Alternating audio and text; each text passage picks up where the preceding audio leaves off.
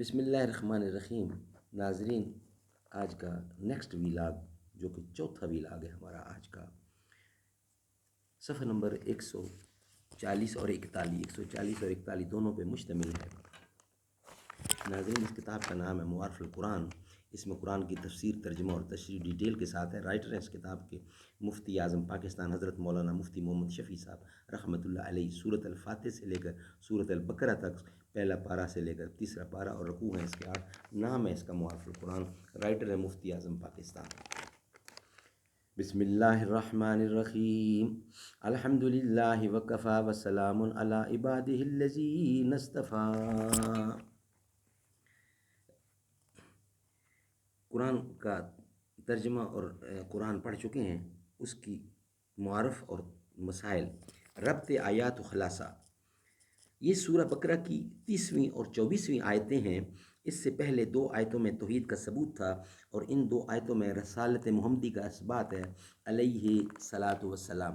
یہ وہ ہدایت جو قرآن لے کر آیا ہے۔ اس کے 2 عمود ہیں، توحید اور رسالت۔ پہلی 2 آیتوں میں اللہ تعالیٰ کی چند مخصوص کام ذکر کر کے توحید ثابت کی گئی ہے۔ ان 2 آیتوں میں اللہ تعالیٰ کا کلام پیش کر کے حضرت صلی اللہ علیہ وسلم کی رسالت ثابت فرمائی گئی ہے، اور طریق اثبات دونوں کا ایک ہی ہے کہ پہلی 2 آیتوں میں چند ایسے کام مذکور تھے جو سوائے حق تعالیٰ کے کوئی نہیں کر سکتا، مثلا زمین اور آسمان کا پیدا کرنا، آسمان سے پانی اتارنا، پانی سے پھر پھل پھول پیدا کرنا۔ اور خلاصہ استدلال یہ تھا کہ جب یہ کام اللہ کے سوا کوئی دوسرا نہیں کر سکتا تو مستحق کی عبادت بھی اس کے سوا کوئی دوسرا نہیں ہو سکتا۔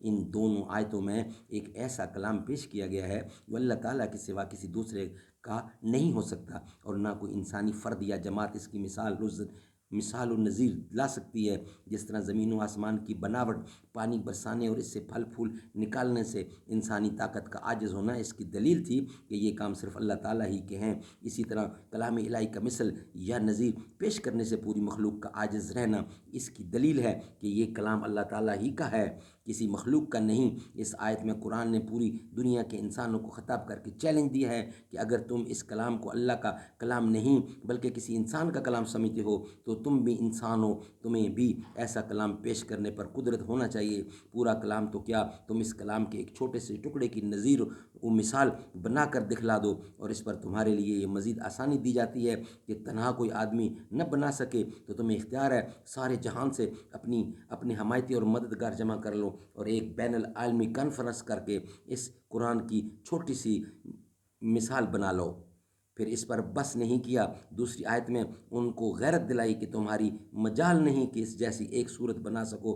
پھر عذاب سے ڈرایا کہ جب تم اس کلام کی مثال بنانے سے اپنا عجز محسوس کرتے ہو، اور یہ صاف اس کی دلیل ہے کہ یہ انسان کا کلام نہیں بلکہ ایسی ہستی کا کلام ہے جو تمام مخلوق سے مافوق اور بلند و بالا ہے، جس کی قدرت کاملہ سب پر حاوی ہے، تو پھر اس پر ایمان نہ لانا اپنے ہاتھوں جہنم اپنا ٹھکانہ کرنا ہے، اس سے بچو۔ حاصل یہ کہ ان دونوں آیتوں میں قرآن کریم کو رسول اکرم کا اعلیٰ معجزہ بتلا کر آپ کی رسالت اور سچائی کا ثبوت پیش کیا گیا ہے۔